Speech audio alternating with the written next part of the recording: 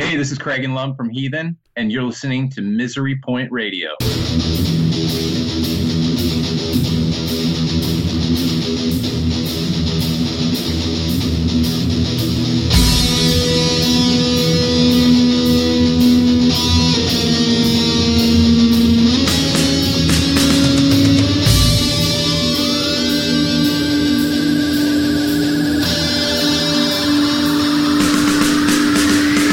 Welcome back!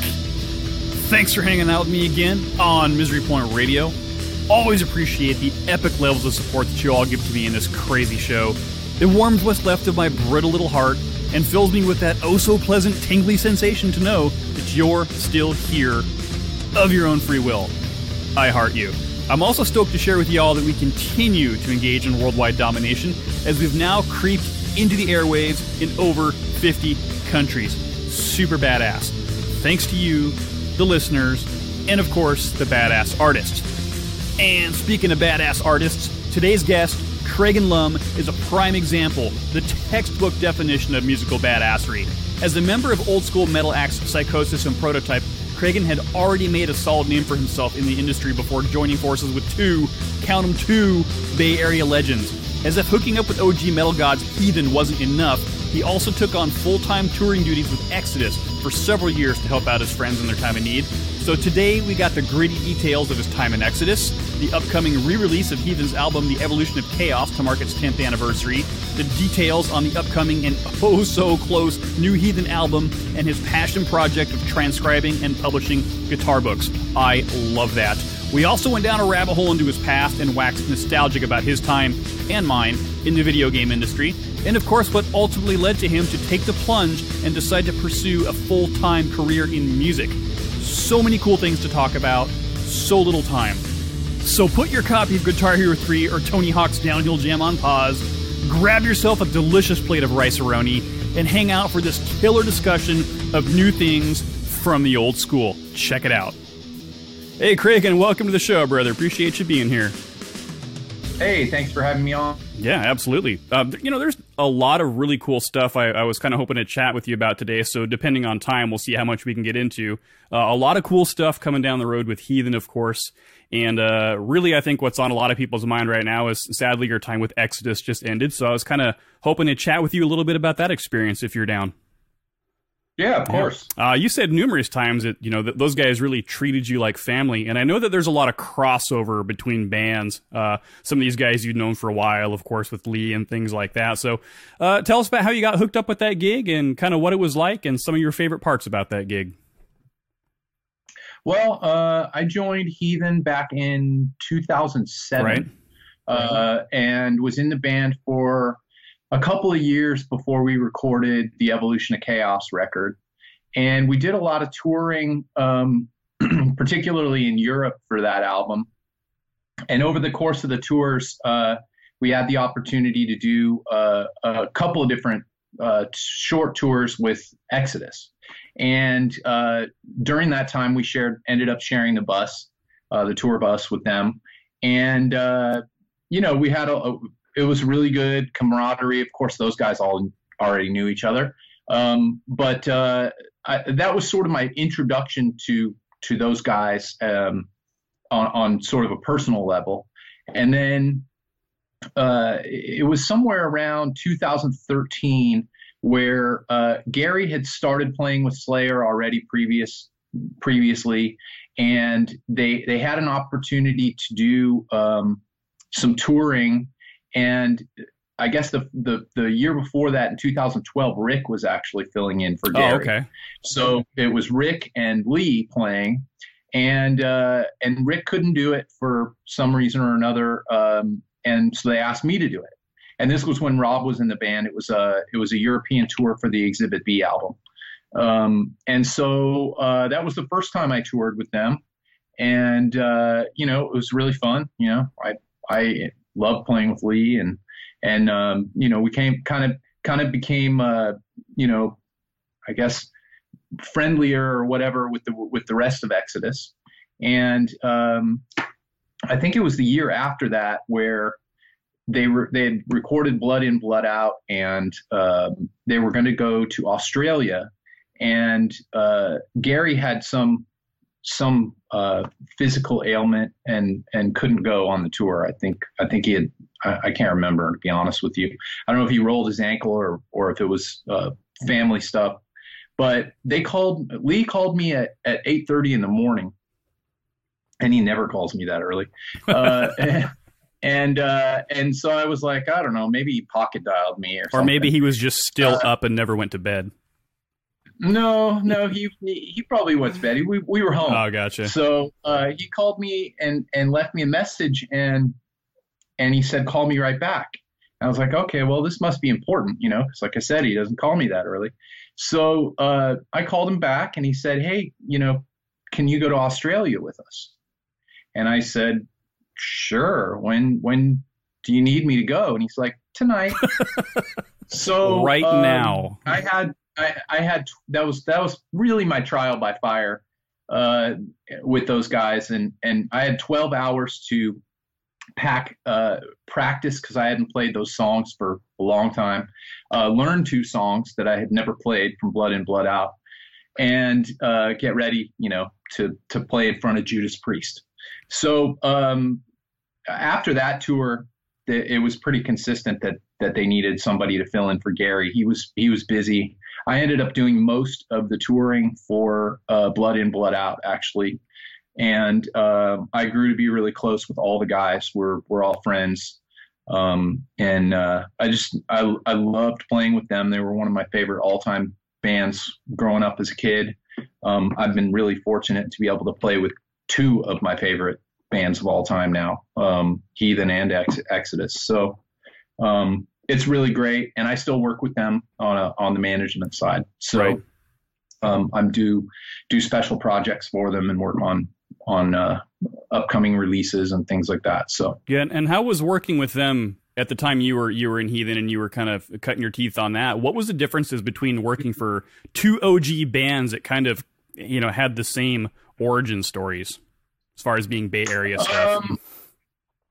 Well, I mean, each group, any band has its own kind of dynamic, right? And even when Rob left and Zetro came in, the dynamic changes a little bit because they're different people. Sure. So, that part of it was just a little bit different. Playing with Lee, I mean, he's like my older brother at this point, and when we play, it's like it's easy. Yeah. We're a team. So that part of it wasn't a challenge. Tom is a fucking awesome drummer, so playing with him was easy.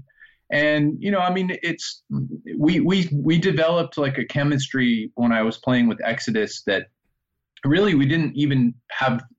We really didn't even have it developed with Heathen, where we kind of like knew where everybody was going to be on stage and could move around freely, and it was like seamless. We kind of had everybody had everything down, and Exodus is not one of those bands like Megadeth, for example, where they map out literally everything they're going to do on stage. It's like synchronized everything, where this guy goes to this spot and this guy goes to this spot, and you headbang at this time.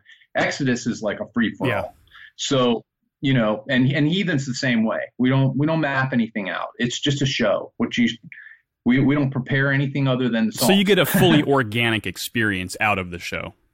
That's right. I mean, that's really what thrash metal was supposed to be about, and what it had been about. So, that's playing with the 2 bands is obviously different. I mean, Exodus is less, how can I explain it?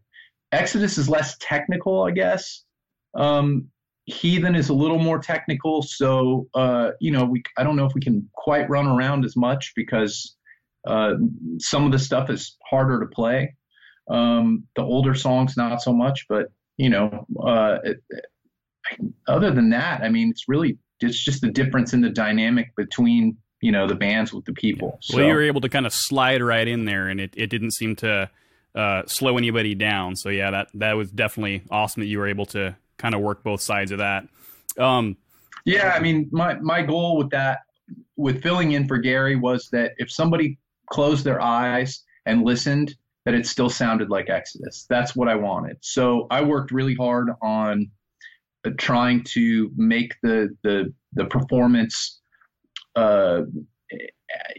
up to those standards. I mean, I even learned some of the crazy picking patterns that he does that Lee doesn't do them the same, but I wanted it to sound like Gary was playing, and I don't play solos the same way that he did, but I did my best to do my interpretation of the original leads that were on the records. Sure. So what do you think was the biggest challenge for you stepping into that? Was it just learning the material, or was it really trying to embody the feeling that Exodus was known for?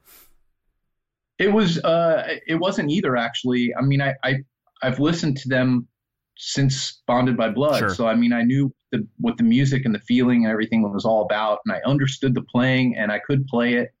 It was really just in the beginning. It was kind of overcoming. It was overcoming that feeling of like, who's this guy? In the beginning, we did actually have a couple of hecklers, that were upset that Gary wasn't there. Yeah, the purists. And thankfully, the other guys in the band were basically like, you don't like it, fuck off and leave. This is our guy, and he's going to play with us. And so either like it or don't. But I mean, ultimately, after a while, aside from the loud people on the internet that don't actually go to the shows, it seems, it seemed like anyway that a lot or most of the fans really accepted me, and they understood the position that Gary was in and the opportunity that he had to play with Slayer. And of course, the opportunity that I had to play with Exodus. And I think they just sort of, at some point, sort of accepted it and enjoyed it for what it was, Sure. And of course, everybody's happy to have Gary back, and I don't have a problem with that. I think it's awesome. Yeah. I'm sure that there would be doors open for you in the future should anything else pop up. So. Oh, well, yeah. And I mean, I don't even think about it like that. I just think about, okay, well, that sort of came to an end, and now it's, it's actually perfect timing because we're just about finished with the new record for Heathen, and we've got a bunch of touring stuff planned for this year. And so we're just going to kind of make the most of it while they're working on the new Exodus record. And it's pretty good timing. Maybe the bands can even do something together again. I mean, that would be cool. That would be epic. Yeah, that was pretty long for a quote unquote temporary gig. I mean, you definitely put some time in. Yeah, I mean, it was 6 years that I played with them. So, and it was really, I mean, it was hundreds of gigs. Like, it wasn't just a couple. Yeah. Filling in. It was extensive. I mean, like I said, we grew to really have a good chemistry playing together. So yeah. What was I definitely enjoyed What it. do you think if there was? I know that there's a tons of memories and experiences you'll have from this, but was there any particular memory or experience that stands out for you? Just something either super crazy or super awesome that you'll always remember from that gig? There's a lot of them. I mean, we got the opportunity to play with Metallica, which I never thought I would ever be able to do. Just some of the bands. I mean, we pretty much played shows with like all the bands that I grew up loving, except the only one I didn't get to do was Iron Maiden. Yeah. Gary did that show. Damn it, Gary. Yeah. And that was in LA where I, grew up. So I would have had lots of friends there. Hometown show would have been killer. Yeah, but they told me I didn't miss much. They had a lot of problems with that show. Well, hey, there you go. Kismet, right? Yeah, I guess so. So, obviously you knew that at some point it was going to wind down. I mean, did you have any feeling, when you knew for a fact, hey, this was actually going to come to an end? Was there really ever an official conversation, or did the transition just kind of naturally happen? No, I mean, the thing with those guys is they're really informal. They're really not like a heavy business oriented band. They've always been about the music. And of course, in some ways, I think that's hindered their career a little bit. But the great thing about it is that they're just good people, and they treated me really well, and there was never any. I mean, there was never any formal discussion of when it would come to an end or any of that kind of thing. It was always just like, look, the door's open. If we have stuff, you're coming with us.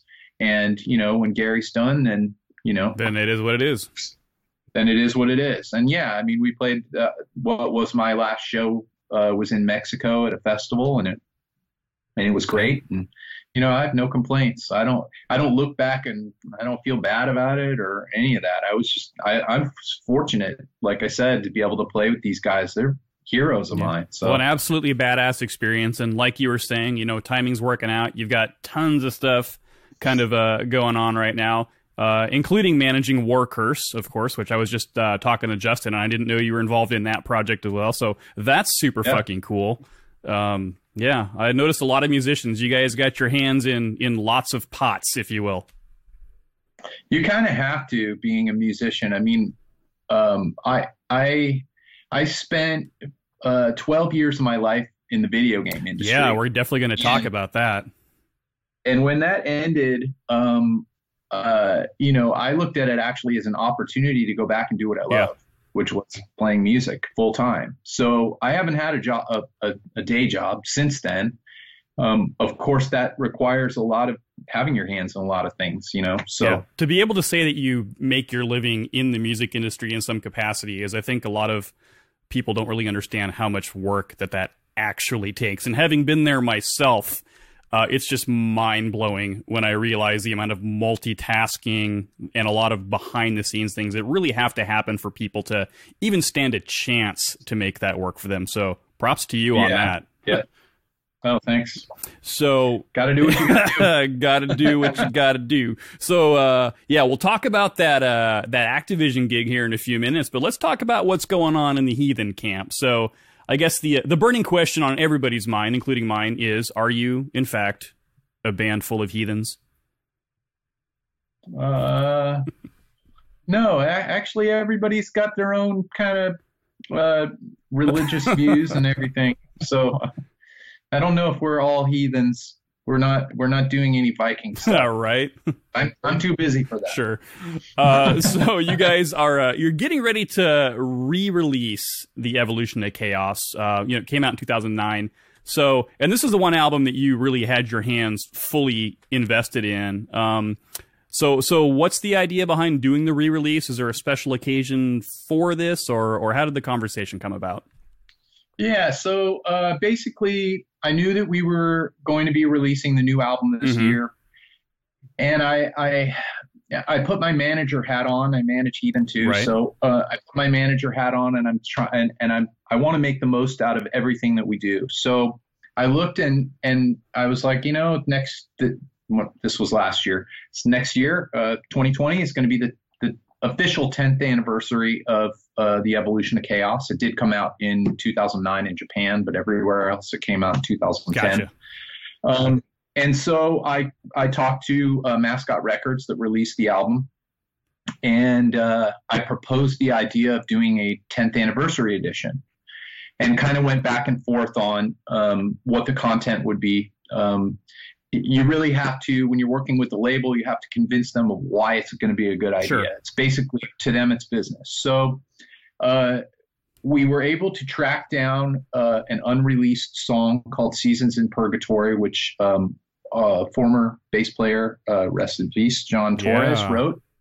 And we thought that this track was lost.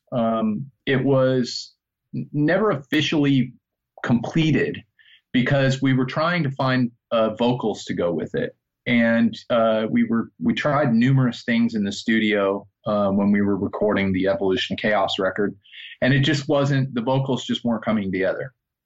So anyway, we tracked this down and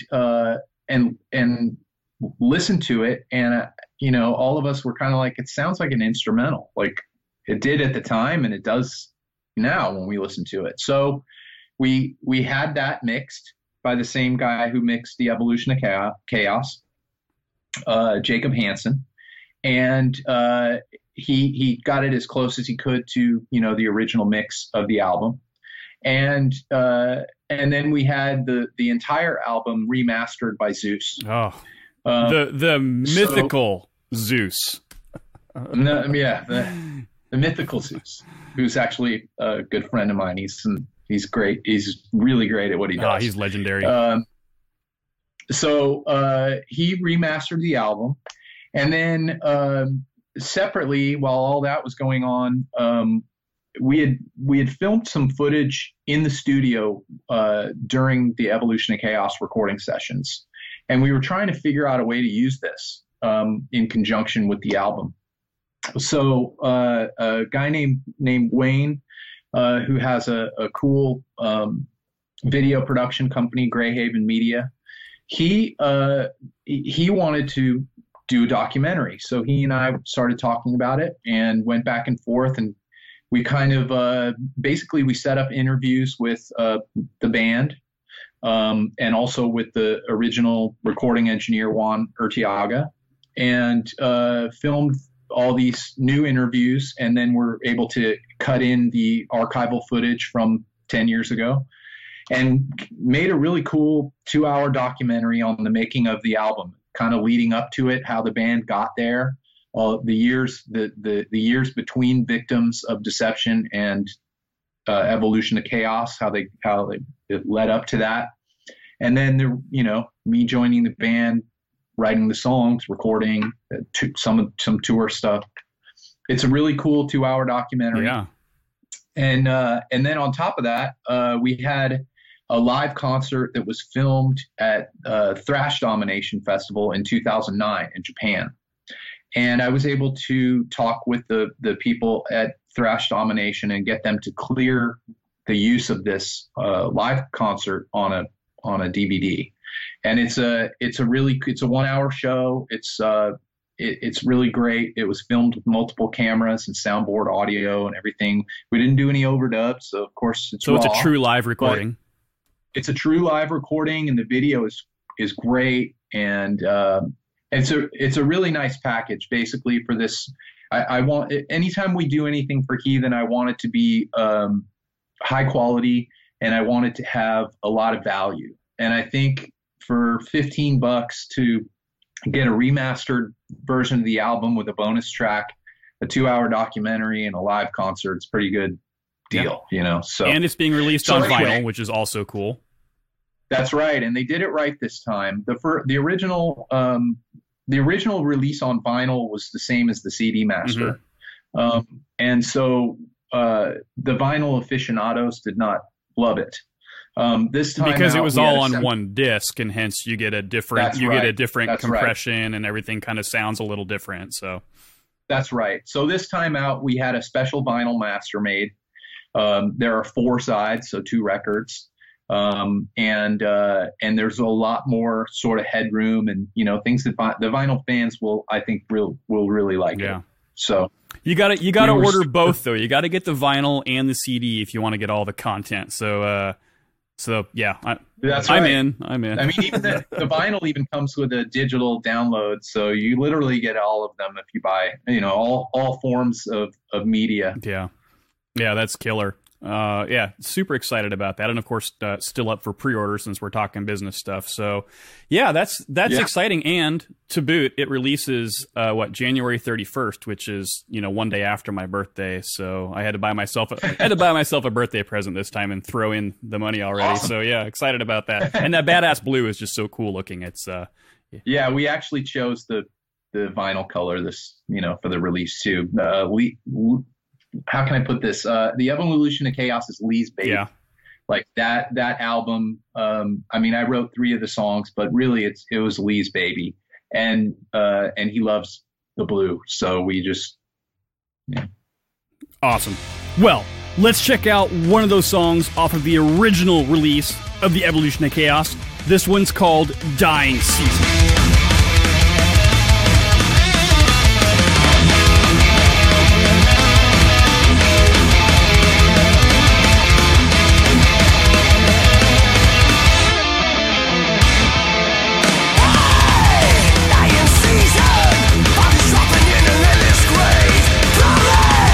From this broken life, lost, dissolved in bed.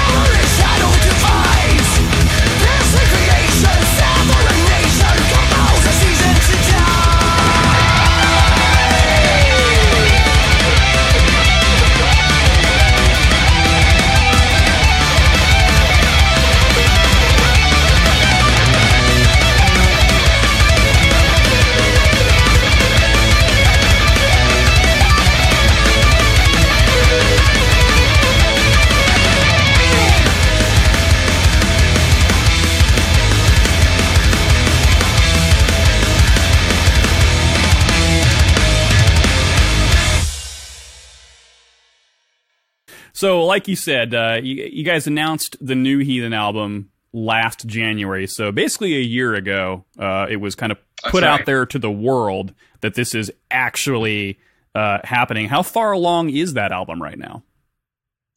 I literally have one guitar part to finish, and then it's done. We have been recording for a year, actually. We've been really taking our time with it, making sure that every part of it is the best that it can be. It's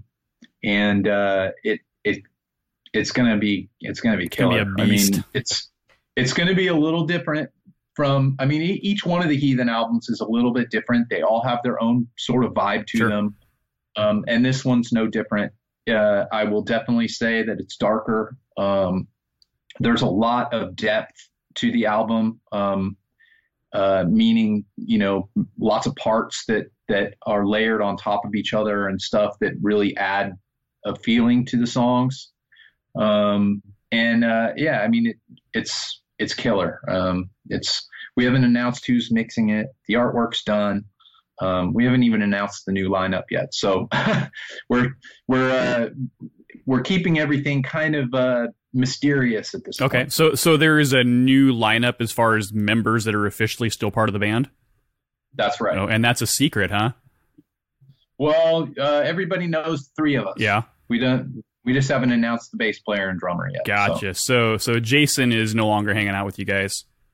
No, we knew that he was going to be really busy with Exhorter, right. And we had to make a difficult decision, and so did he. Yeah. But we love Jason. We're still on good terms, and awesome. Well, looking forward to hearing what you guys have announcing for that. As far as the content itself, then, you've been recording, you've stayed consistent with that. And when you and I were first kind of chatting about setting this up, you had said, I don't want to mess with my setup. I've got stuff going for Heathen right now. Are you recording your own parts at home, or is the band recording in your studio? So we did, we've, how many studios have we done it? Numerous. So the rhythm guitar parts and all of my guitar solos were recorded here in my home studio. Okay. And then we did some additional guitar stuff at the same studio where we recorded the vocals and bass. We did another studio where we recorded the drums, and then another studio where we had some guest solos recorded. Okay. And was the idea behind all the studios just proximity based off where people were at any given time? No, actually, this was the first time that we did not record the Heathen album in the Bay Area. Right. I really wanted to get everybody away from home this time. So it required some travel. We actually recorded a lot of it in New England, and then like I said, the guitar stuff was recorded here where I live, and so it was a different process than the last records. But I think in a way it's been good because when people are home, they have all their stuff from their home lives coming in, and interfering is the wrong word because that sounds bad, but it's hard to stay focused when you have all the distractions of the home life. So I really wanted to get everybody away from home so that when they were recording, we were literally living at the studio and recording, and it was really productive use of our time. And there weren't the distractions from home, and it was good. Except for me, where I had way too many distractions, which is probably why it took so long to record everything here at home. But it's been great. It really has, because we've been able to really nitpick everything and get it the way that we wanted to. And they say that you never finish an album, you just abandon it. Yeah, so I've heard that several times from people. I'm just about ready to abandon this because this one is my baby. Ready to release the babies into the world. That's to right. exist on their own. So, if you don't mind me asking you a tech question, though, in regards to the way that you're recording this, are you still using live rigs in your studio, or have you gone the digital route and using Kempers and profilers and all that kind of stuff? Well, we've done a lot of different things. So I do have the live rigs here in the studio, mics set up, recording everything. The one thing that's great about technology these days is that I was able to record my live rig exactly how I wanted it, and then send it off to somebody to make a Kemper profile of it. Which, when you listen to it, you cannot tell the difference. It sounds like my live rig. Yeah. The benefit of that is that if I decide to change something, or let's say the vocals were recorded and we wanted to modify something to go with the vocals, no problem. I can do it and it fits in seamlessly. It's not like I have to worry about the sound matching or any of that. Right. It's been an awesome thing, and it is the live tone. I mean, whether it's in the digital box or not, I mean, you can argue back and forth about that all day and night. But I'll tell you, I played it for a buddy of mine who I've been in another band with, Prototype, for a long time, and he heard it and he got a Kemper, and I sent him the file, and he's like, "Oh my God, that's the sound!" Yeah. Like, it's incredible. Yeah. You know, we use the Kempers with Exodus, and we use the Tempo of the Damned tone that was literally made from that recording by Andy Steve. And you can't tell the difference. I mean, and live it sounds awesome. Yeah. And you don't have to worry about tubes. Well, yeah, I mean, you still have to worry about the machine breaking, but it's easier to have a backup when you can just, it's like, okay, I have my memory, my USB stick or whatever, and I've cloned whatever I have two Kempers and they're clones of each other, and it's awesome. You profiled a profiler. Yeah, that's right. So what's the rig that you're basing your tones off for this album? The Heathen sound has always been a Mesa Boogie Mark Series amp, and so this one is also awesome, killer. Yep. So I've talked to a lot of people now who have said, yeah, I still have my regular rigs, but just for studio purposes and touring purposes, a lot of times it's just so much easier. You've already got your sound, and like you said, you don't have to re-mic something if there needs to be a change something else, or set up that gear, or oops, somebody bumped something and it affected the EQ, and now you're trying to re-EQ all that stuff. So that's right. I literally just leave my Kemper. I don't touch any of the settings or anything. And then if I need to punch something in or go in and change something or add something, the tone is always the same. It matches. It's beautiful. I mean, it's great. I did an album right before this, which still hasn't come out, where I literally mic'd my amp and did it that way here in my studio. Yeah. And I kept having to worry about knocking into the mic and, did I change the tone or, Right. Crazy. That's awesome. So as far as the album goes, it's pretty close to being done. Now, was this all new material? Did you pull anything out of the vault, old stuff that had been floating around for a while? All new material. All new. No, nothing from the vault. It's all brand new stuff. I mean, we had 10 years to work on it. So we signed our deal with Nuclear Blast back in 2012. I started writing in 2012. So some of the songs have been around for a while in demo form. Some of them went through drastic revisions and improved greatly. Yeah. So, it's all new material, no covers this time, all original, all new. Awesome. And officially then, Nuclear Blast is still who you guys are going to be going through. Oh, yeah. Awesome. Yep. So, is there a target date? Do we have an ETA, something ballparky we can put our fingers into?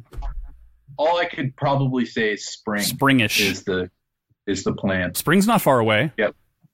Yeah, I mean, the album is like I said, the recording's pretty much done. The album cover's ready to go. We've got a little bit of, behind the scenes work to get the rest of the album package together, and we still have to get the album mixed, but it's pretty much where it needs to be. Cool. So one more guitar track, a mix, a master, and a final package, and it'll be out there in the world. That's right. Awesome. Yeah. Well, you mentioned a second ago Prototype, and I was going to bring that up because it does kind of tie into some other past stuff. Really killer, if we're going to categorize it, kind of a progressive thrash band. Pretty technical, very melodic, lots of cool stuff going on there. Now, my introduction to Prototype was by way of Guitar Hero 3 with The Way It Ends, which ironically, as you said, you were working in the video game business at the time, as was I, because I spent 14 years in management with GameStop and having my, and having my hands in lots of meetings and lots of conferences with vendors and publishers and distributors and kind of all that mumbo jumbo. And so my first access to Prototype was through that and that song. So, cool. And so you worked on the Guitar Hero games, you worked on some Tony Hawk stuff, you were with Activision. So tell us about that time in your life. Well, I was after college. I was just I had a job as a teacher assistant, and I was teaching music. And my goal was to be a full-time musician. Sure. So after 3 years of being a teacher assistant, I decided, now I'm going to try this out. I'm going to be a full-time musician. Everything was going great. I was doing fine. The one problem was that I didn't have health insurance. And I got sick and was in the hospital. And after that, it was kind of a wake-up call that I needed something. I had a young son, and I was concerned about having insurance for him. So anyway, there was a period of time there for a few months where I couldn't work. And I ended up getting a PlayStation, the original PlayStation 1, and I was playing a game called Pitfall 3D, which was made by Activision. And while I was playing it, I had gone through, and those kind of games were like, that was my jam. Yeah, the old school platformers. If that's right. If it was a run, jump, spin game, I was in. So I found this spot that I jumped to in this game. I had the character jump to it, and it was it was the top of a mountain or something, and you were not actually supposed to get there. And so what ended up happening is I had 99 lives or whatever the max was, and I watched them all go away one after the other because it would respawn me in the same spot, and then you would die. And I would respawn, and it was like a thing. So I got really you broke it. You broke the game. I was like, well, I did. So I said, clearly this company needs help. So and I'm the one to fix it. I actually went on the Activision website and looked on their careers portion of their site and saw that they were hiring testers. Yeah. So I said, okay, well, I think I might be okay at this. So I got a job as a tester there. And I worked I alternated between quality assurance, which is the testing, and customer support, which was at the time dealing mostly with the PC games that they made, and helping people basically fix whatever issues they were having with their sound card or video card or whatever. So anyway, after about a year, I ended up being a quality assurance lead. So I was leading a team of people that were testing games, and I was working on the very first Spider-Man game that was made by Neversoft, and another game called Star Trek Invasion, which it didn't do very well. But I was kind of working on both of those at the same time. And then soon after that, worked on the Spider-Man game for the first film. Right. And that was a really big deal for Activision at the time because it was the first, and for any video game company, it was the first multi-platform simultaneous launch. So we did, we did the PlayStation, we did Nintendo 64, we did Dreamcast, we did PC, we did Mac, and all of them came out at the same time, which had not been done before. Yeah, and to boot on top of that, there's kind of a stigma in that industry that sometimes licensed games aren't known to kind of have the best support. Usually they're not very good. And this one killed it.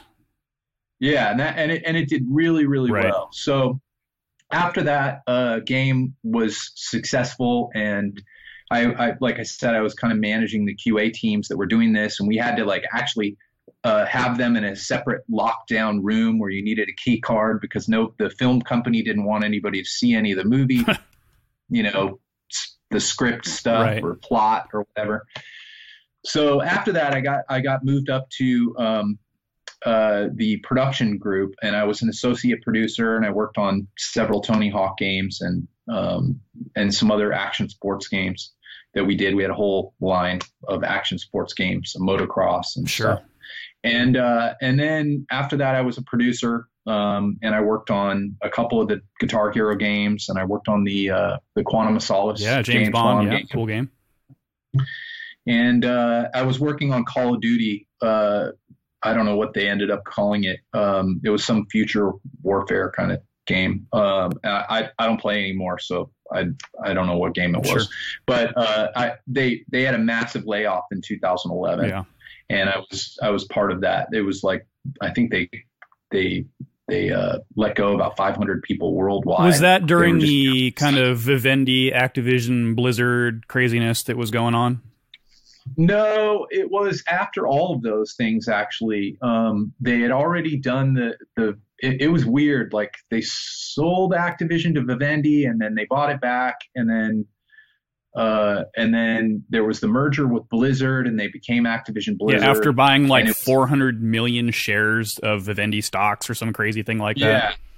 Yeah. So it was a weird time. I had just finished Guitar Hero 6, which was called Warriors of Rock, and it wasn't very successful. But I was able to, I was the producer, so I was literally in charge of the budget, the schedule, and all that. Right. And we got that game done and approved 28 days ahead of schedule, and it was under budget. Which is unheard of, by the way, in that industry. Yeah. So, I mean, it was a major accomplishment, and the company recognized it, and, I was rewarded financially for it, but immediately laid off afterwards. And it just did, like, I was frustrated and I actually didn't want to go back and work in the industry because I was like, I just did the best work that I've ever done. Sure. And my reward was ultimately getting laid off. So what's the deal? I had a hard time, even when I was trying to get something, I had a hard time finding anything. So I just ended up saying, okay, well, this is a sign that I should go back and play music. Yeah. And I did want to ask, as far as working on the Guitar Hero games, just the licensing alone for that franchise must have just been out of control crazy. How many bands or musicians were approached versus how many accepted? And then how did you narrow down that field that actually made them final into who was included in the games? Well, we actually had a music department at Activision that did all of the licensing. They selected they basically narrowed down the choices. Okay. And then they would be sent over to the software developer. And at that point, when I was working with them, it was mostly Neversoft. And they would say, well, these are best for gameplay. They would work on them. They would sometimes have songs that they wanted in there. Sure. Ultimately, I didn't have that much say in what songs got added. I was really fortunate to get some of my music into some games. Right. There were some games that I made. There was one that was not successful at all, but that was actually my concept that I pitched to the company, and we ended up making, called Tony Hawk's Downhill Jam. It was a downhill racing game. I'm familiar with it. And I put one of my own songs in there because I was the producer, and I didn't get, we didn't, it was a prototype song. We didn't get paid for it. I didn't care. It was really just to get the exposure to the band, and that band essentially is just known for the way it ends. Yeah. I mean, if you looked at all of our songs and what ones get the most plays, it's like 90% that, and everything else. And we have 3 albums, everything else is like 10% combined. So, but that's okay. That's what people like. I'm glad people liked it. It was cool. I worked on remixing the song to make the stems, and so that was one of the things that I liked about Activision back then in the earlier days, was we did what people referred to as fighty, scrappy work, where it was basically like, we don't have a budget, but I know I can do this. Like, I recorded some of the dialogue for some of these games at our studio and at Activision, and edited stuff, and I edited songs to make them so that they were radio friendly, you know, like Sure. editing. I mean, it was crazy what we did to make the games, but it was cool. It was fun because you really were a part of it, you know? Yeah. It wasn't just all hiring everything out to other people to do it and managing it. I mean, being able to do that stuff, I love doing that. And I think it's been a benefit to me because now I know how to do so much more stuff with audio and everything, you know, than I would have before. Sure. You know, one opportunity always leads to another in some capacity. So, yeah. Yeah. I mean, I spent a small portion of time after Activision. Actually, I say small, but it was probably 2 years, where I was a freelancer and I led a team of audio editors, and we edited all of the dialogue for the Elder Scrolls Online game, where if you know anything about it, it's it has more dialogue than any game ever. Yes, I'm extremely familiar with MMOs in general, and of course, anything by Bethesda and ZeniMax and their related companies. I've thrown my money at them more times than I care to admit. Yeah, so I mean, for that game, I would drive down to the recording studio, pick up discs that had all the dialogue on them, bring them home, you know, put them on my computer, send them out to the different editors. I would edit a lot of it myself, and then I would re-edit some of the things that I would get. And, you know, it was an interesting experience. It was working in a different side of the software business, but I loved doing it because I'm pretty good at editing now. I like doing it. And we're talking hardcore wave editing where, you know, in that game in particular, they were really worried that people would turn the music off and everything, and they would just hear the dialogue. Right.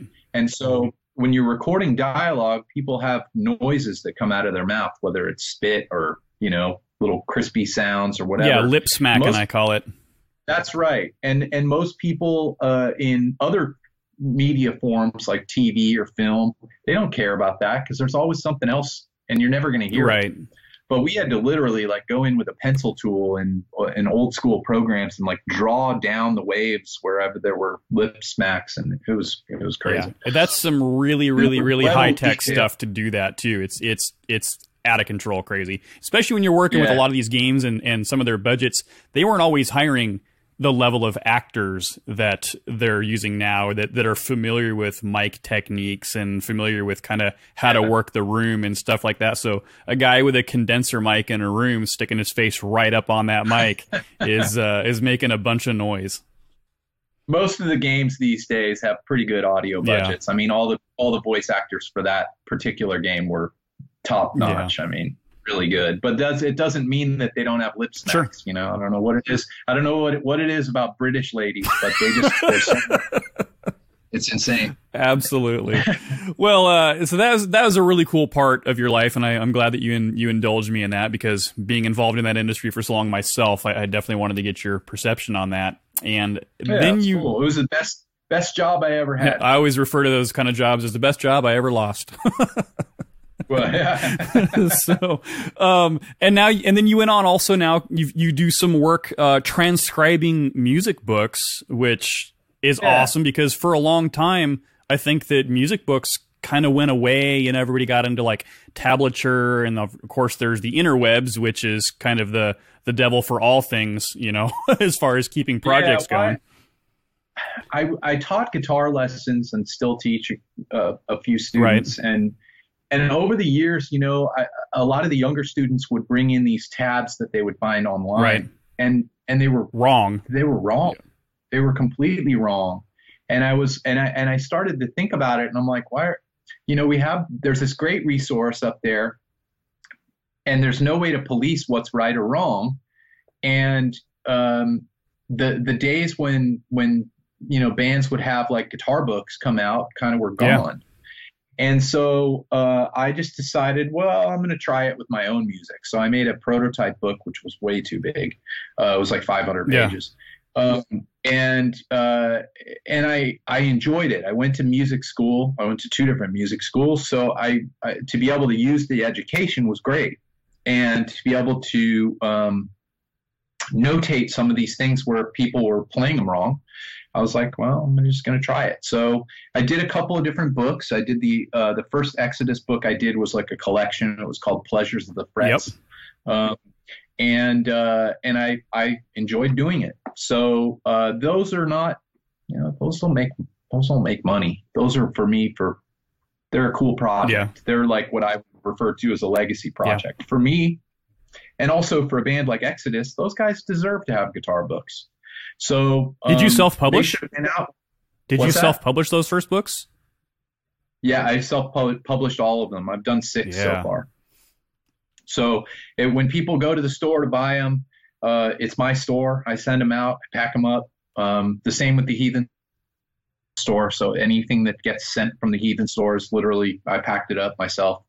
I do have Amazon fulfill some of the guitar books now. I send them to them to fulfill. But it's just it's a cool thing that I think that I just enjoy doing it. I have a guy that works with me that does some of the transcriptions because, as you can imagine, it's very time consuming. Yeah, I would assume it's super. Things out more quickly. Yeah, I would assume it's super tedious just from the paperwork side of things. I mean, are you queuing up the music and listening to a passage and then just putting that down there on the staff and going note by note on that stuff off memory, or are you having to go back and re-listen and figure that stuff out again? For the Exodus stuff, a lot of the songs I played them, so I know how they go. Right. And then it's just a matter of going back and listening to the recordings and like notating the solos and I want them to be accurate. Sure. I don't want them to be something where people say that sounds wrong. Oh, there are some weird things that they play every once in a while where even the two guitars are playing different things and they don't actually match up, but that's how they record it. Sure. So, but yeah, they're cool projects. They're fun. I like doing that kind of stuff. It's tedious work and it's slow and, but I like doing it because at the end of the day, I like making stuff. I mean, whether it's a CD or a book or whatever, I mean, I've kind of always been that way. So it's a creative thing as well. Even the album covers, the book covers, the book jackets, I do them all myself. Oh. That's epic. Trying to find, yeah. So it's a one-man operation. Plus, I have help with some of the transcriptions. Well, you got to work with Steve Smythe from Nevermore on that project. How was it working with him? Actually, Steve, he only transcribed his guitar solo in one song. Oh, really? That's it? Yeah. Yeah. I mean, I would have loved to have him do more because he actually is really good at that stuff, and he used to do it for one of the guitar magazines back in the day. But that particular project was a little more expensive than some of the other ones, and so I couldn't afford to hire anyone really to do it. Steve was nice enough to transcribe that for me, and I appreciated it. And I talked to Jeff, and Jeff Loomis. He was able to write a really cool foreword for the book, and I even got the original artwork files from the artist, friend of mine, Travis Smith, and was able to recreate the look and feel of the package on the book cover. So, yeah. Did you have a personal interest in the Nevermore material that made you want it to do that book? I think that Jeff is the best guitar player of my generation. Oh, wow. And he's a phenomenal rhythm guitar player and lead guitar player. He can play anything, and he's really good at it. And he's also a super nice guy. And I've always really enjoyed the Nevermore stuff. And they were just one of those bands where I was like, this band deserves a guitar book. This guy is playing some incredible guitar stuff. And unfortunately, the band split up, and he's playing with Arch Enemy now, and he's not actually even doing his own material. And I just I just had always wanted to do a Nevermore book, so I just did. Yeah, you just made it happen. Fuck it, I'm doing it. Yeah, Whether there's a will, there's a way. Do you have more of them in the works, or are you kind of putting that one on hold for a while? I do. I've got plans this year, and I don't know how much of it I'll be able to get done or how fast because of all the Heathen stuff coming up. But I have most of the new album already transcribed and ready to be in a book. Sick. I want to release a guitar book for the new album when the new album comes out. I also am planning on doing a Heathen sort of anthology where it's like from the other albums, the previous albums, where it's kind of a collection like the Exodus, the first Exodus book. And then this year is the 35th anniversary of Bonded by Blood. God and damn, so we're old. I know. And so I'm planning on doing a Bonded by Blood book this year too. So last year I did 3. This year, if I can do it, I want to do 3 also. Oh, amazing. Yeah. I think that's an awesome project. I love the fact that you have a passion project that you do kind of do for your own shits and giggles, or what I call self-therapy, because I lock myself in the room sometimes just to work on things to clear my mind of other things. So I definitely appreciate that process. So what can we expect besides the Heathen, besides the books? What else is going on with you this year? What should we look forward to? Well, I mean, Heathen is going to be pretty much my main focus this year. We've got the new record coming out. We've got a lot of touring stuff planned. I think that's really going to be the main focus. I do have other projects like the guitar books. There's another project that I would love to complete, an album that I've been working on where I'm actually singing and playing guitar. So a solo album. It's not really. It's just another project with a buddy of mine. Gotcha. And it's actually mostly recorded. We just need to finish it. I don't know if that'll happen this year or not. I'd love for it to, but and then my first band, Psychosis, we had a release in '92 called Life Force, and we got the original lineup back together and recorded the drum tracks already for some songs that never came out from that era, from 1993. So I want to do that CD's out of print, so I wanted to do like an anniversary edition with a bunch of new songs and the older ones, and have it be kind of what it should have been as a full length. Oh, I love that. So, as I always say, especially with 2018 and on, what's old is new again, with just the resurgence of all these really awesome projects that I think deserve to have new life breathed into them. Yeah. And they're just fun. Yeah. I mean, for me, like, I'm at this point where like there's a lot of stuff. I want to do new things, but then there's also like projects that I call legacy projects where it's like it's older stuff, but I really want to do something the way that it should have been done originally, kind of a thing. Oh. Whether it's because of new technology or whatever. That's awesome. So, well, if people want to keep track of all the cool stuff you have coming down the road, and with Heathen, with guitar lessons and everything, how do they find you in social media land? I basically avoided social media like the plague for a long time. As did I. Because it's a time sucker. Right. So I am on Facebook. Heathen is on Facebook. It's heathen.official. Okay. That's where probably most of my social media focus will be this cool. year. I do need to set up an Instagram for Heathen. I've been delaying that sure. too. But that's really it. Yeah, I have my personal profile on Facebook, and that I post a lot of things as public, so they can be sort of shared.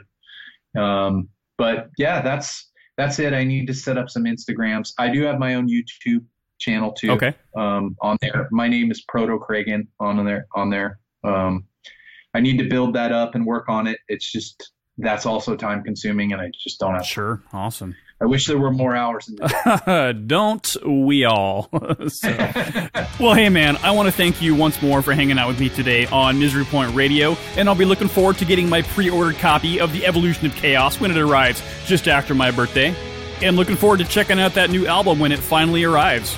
Yeah, well, thanks again for having me on, Mike. I appreciate it. Well, there you have it. Words of wisdom from a true metal scholar. And don't forget, you can still pre-order your copy of the upcoming re-release of the Evolution to Chaos, available January 31st.